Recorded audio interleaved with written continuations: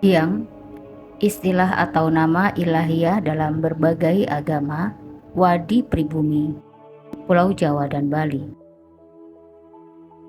yakni Gama Buddha atau Budi, bukan Buddha, Kejawen, Wiwitan ataupun Gama Tirta.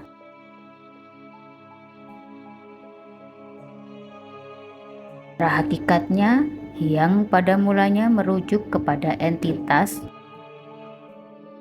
baik itu berupa roh maupun arwah leluhur penghuni pegunungan di Pulau Jawa yang disembah, entah itu pegunungan liang di Jawa Timur ataupun para hyangan di Jawa Barat. Terminologi Hyang dapat ditemukan dalam prasasti Sang Hyang Tapak, prasasti yang berasal dari Jawa Barat. Istilah Hyang secara etimologis berakar dari bahasa kuno Jawa, Sunda, atau bahasa kuno serumpun pribumi Jawa, yang memiliki arti sosok yang disembah atau Tuhan, yang mana secara hakikatnya merujuk kepada sosok sesembahan bersifat tak kasat mata yang menetap di suatu lokasi maupun objek. Lebih lanjut, istilah Hyang itu sendiri dalam bahasa Jawa kuno juga terdapat bermakna suara yang keras atau bising, yang mana dapat merujuk kepada firman Hyang yang pernah disampaikan kepada umat manusia dalam rupa suara yang keras, dalam kurung secara pendengaran duniawi manusia. Istilah tersebut masih lestari dalam bahasa Baduy, Bali, Jawa, Osing, Sunda, dan Tengger yang digunakan oleh masyarakat etnis Baduy, Bali, Jawa, Osing, Sunda, dan Tengger hingga masa kini. Namun dalam bahasa Osing secara spesifik, yang dapat dieja sebagai liang atau hyang, sesuai dengan nama pegunungan liang. Pegunungan Liang adalah sebuah pegunungan yang berada di Provinsi Jawa Timur, Indonesia. Pegunungan ini mencakup 5 kabupaten, yaitu Kabupaten Probolinggo, Kabupaten Jember, Kabupaten Bondowoso, Kabupaten Situbondo, serta sebagian kecil Kabupaten Lumajang. Sejumlah puncak gunung di rangkaian pegunungan ini diantaranya adalah Gunung Argopuro, Gunung Liang, Gunung Kerincing, Gunung Cemoro Panjang, Gunung Panggung, Gunung Sahing, Gunung Siluman, Gunung Malang, dan lainnya, serta Gunung Gambir dan Gunung Lemongan yang terpaut jarak cukup jauh dengan gunung-gunung lainnya di sebelah barat Pegunungan Liang. Sembahyang, bentuk peribadatan untuk memuja atau menyembah Hyang, biasanya disebut sebagai sembahyang, yang mana tersusun dari 2 kata Jawa kuno, yakni sembah dan hyang. Kosakata bahasa Jawa seperti sembah dan hyang yang umum digunakan pada masa kini untuk ritual agama yang berarti berbakti kepada Tuhan. Angenbang. Angenbang merupakan salah satu bentuk sembayang dengan menggunakan bunga atau disebut sebagai kembyang dalam bahasa Osing, sebagai sarana atau media pemujaan terhadap hyang. Di Bali, Angembang lebih dikenal sebagai nyekar, yang mana merujuk kepada hal serupa. Kahyangan, tempat di mana para hyang bernaung atau bertempat tinggal secara umum, disebut sebagai kahyangan, atau dalam bahasa Osing dieja sebagai kayangan. Kata tersebut sejatinya berakar dari kata hyang itu sendiri, namun telah diberi konfiks khas Jawa, Sunda, Kaan, sehingga memiliki arti keilahian atau kedewaan.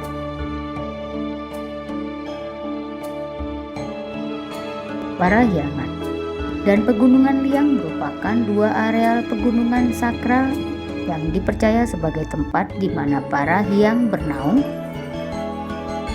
dan kata hyang atau juga dieja sebagai liang menurut bahasa Osing diduga diserap dari nama kedua pegunungan tersebut, yang mana keduanya dianggap sebagai kahyangan atau dalam kurung tempat hyang berdiam oleh masyarakat Pulau Jawa pada umumnya.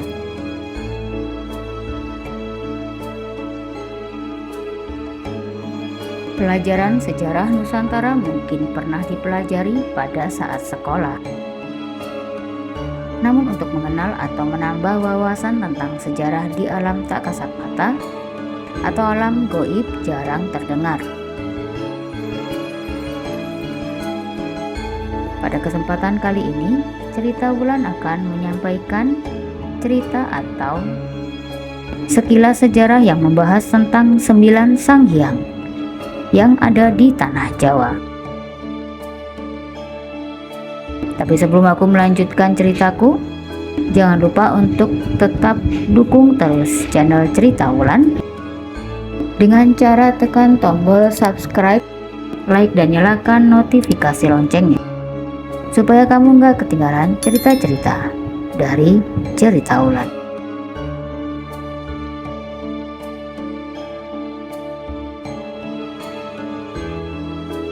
Tanah Jawa dipercaya dikuasai oleh 9 sang hyang. Sosok penguasa ini bisa didapat karena keturunan maupun tingkat keilmuannya. Yang pertama adalah Sang Hyang Astadewa. Sang Hyang Astadewa yang dipercaya sebagai pemimpin para sang hyang yang bersemayam di Gunung Semeru sejak ribuan tahun lalu. Pada zaman masuknya ajaran Islam pertama kali di Pulau Jawa yang dibawa oleh Syekh Subakir, Astadewa melakukan pertarungan dengan Syekh Subakir karena dianggap membawa ajaran baru dan mengusik ketenangan alam gaib di Pulau Jawa.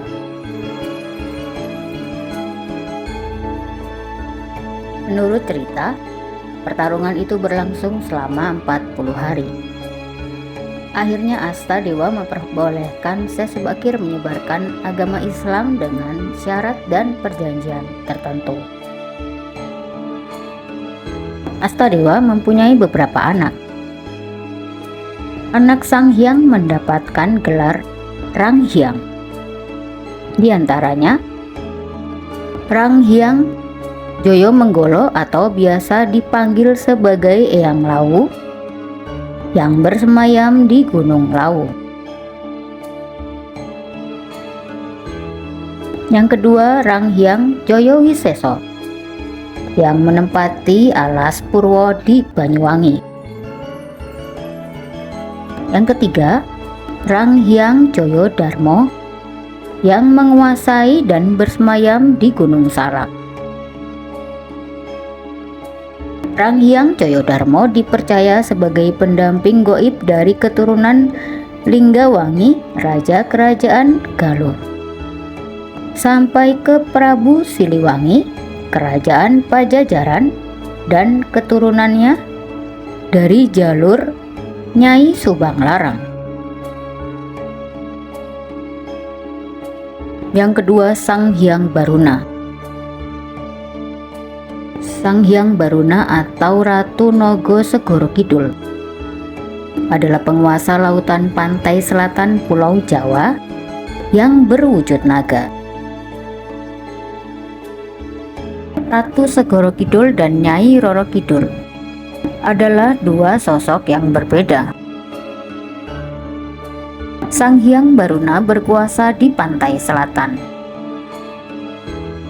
Pengaruhnya sangat kuat terhadap kerajaan-kerajaan di Pulau Jawa pada zaman dahulu dan membuat perjanjian dengan raja-raja di tanah Jawa. Sang Hyang Baruna menikahi Petari yang sampai sekarang mendiami dan bertapa di sebuah danau di Gunung Dieng. Anak dari Sang Hyang Baruna bernama Maheswari Sasandoro ing Gayatri, atau lebih dikenal di masyarakat dengan sebutan Nyai Blorong. Sang Hyang Baruna juga mempunyai anak angkat.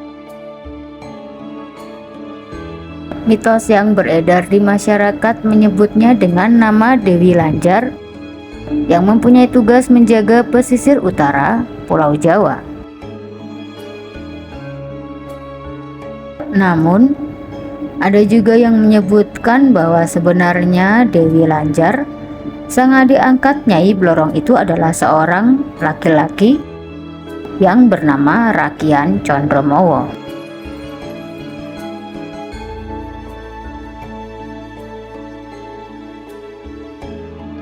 Yang ketiga, Sang Hyang Lodaya. Sang Hyang Lodaya memiliki nama asli Pangeran Lalaroga Kusumo Dilogo. Mempunyai keilmuan harimau atau macan yang dalam bahasa Sunda adalah maung. Pada awalnya Sang Hyang Lodaya bersemayam di Gunung Patuha. Pada suatu cerita datanglah pasukan jin muslim dari Laut Merah yang dipimpin oleh Syekh Hasim Bahadur ke tanah Jawa dan menduduki wilayah Kulon atau wilayah ujung Kulon, Jawa Barat. Para Sang Hyang Pulau Jawa yang merasa terusik lalu mengutus Sang Hyang Lodaya untuk bertarung dan mengusir pasukan Laut Merah tersebut. Maka pertarungan pun antara Sang Hyang Lodaya dengan Syekh Hasim Bahadur tak terelakkan. Dalam pertempuran itu Sang Hyang Lodaya dapat dikalahkan oleh Syekh Hasim Bahadur. Hal itu membuat Sang Hyang Lodaya akhirnya memeluk agama Islam, menjadi Muslim. Mengetahui telah Muslimnya Sang Hyang Lodaya membuat para Sang Hyang yang lain menjadi murka. Akhirnya Sang Hyang Astadewa mengutus Sang Hyang Brojodarmo untuk mengusir Sang Hyang Lodaya dari Gunung Patuha karena dianggap sudah berbeda ajaran. Maka terjadilah pertarungan antara Sang Hyang Lodaya dengan Sang Hyang Brojodarmo. Pertarungan antara mereka sangat dahsyat hingga memporak-porandakan alam sekitar hingga membuat Gunung Patuha meletus. Untuk menghindari perselisihan yang berlarut-larut, akhirnya Sang Hyang Lodaya pergi meninggalkan Gunung Patuha. Dalam kepindahannya Sang Hyang Lodaya sempat tinggal di hutan Sancang. Namun pada akhirnya Sang Hyang Lodaya membuat istana di Gunung Ciremai. Sang Hyang Lodaya adalah pemimpin pasukan Maung dan menjadi panglima perang gaib Prabu Siliwangi di tanah Pajajaran. Yang keempat adalah Sang Hyang Brojodarmo. Sang Hyang Brojodarmo adalah sang hyang yang memiliki keilmuan mengendalikan petir. Sang Hyang Brojodarmo bersemayam di Gunung Galunggung dan ikut mengayomi kebataraan atau keresian Galunggung yang akhirnya berubah menjadi kerajaan di Tatar Pasundan. Sang Hyang Brojodarmo juga yang mengasuh dan mendidik Rahyang Joyodarmo yang sejak kecil dititipkan oleh Sang Hyang Astadewa. Yang kelima adalah Sang Hyang Agni Bagaswara. Sang Hyang Agni Bagaswara adalah sang hyang yang memiliki keilmuan unsur api. Sang Hyang Agni Bagaswara juga pembuat senjata atau pusaka gaib. Sang Hyang Agni lebih sering bersemayam di Gunung Raung.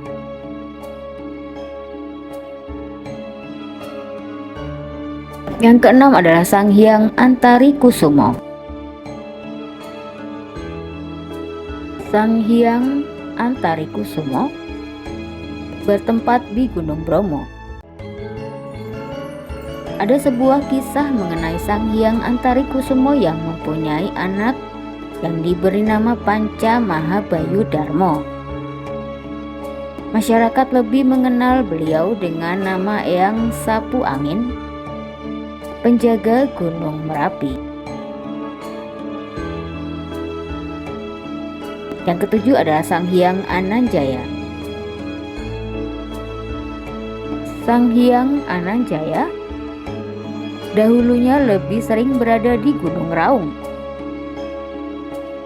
Ia memiliki keilmuan berwujud Wanara Seta atau kera putih. Untuk meningkatkan tingkat keilmuannya, Sang Hyang Ananjaya kemudian melakukan topo broto di Gunung Meru, India. Yang kedelapan adalah Sang Hyang Anantasena. Sang Hyang Anantasena lebih suka menjauh dari manusia. Hanya anaknya saja yang aktif berhubungan dengan manusia, yaitu Eyang Sapu Angin. Yang kesembilan adalah Sang Hyang Suryadivaseka. Sang Hyang Suryadivaseka berkuasa di Gunung Agung, Bali dengan keilmuan unsur matahari. Demikianlah tadi ceritaku tentang 9 Sang Hyang atau penguasa alam gaib di tanah Jawa. Sampai jumpa lagi di kisah cerita Wulan selanjutnya.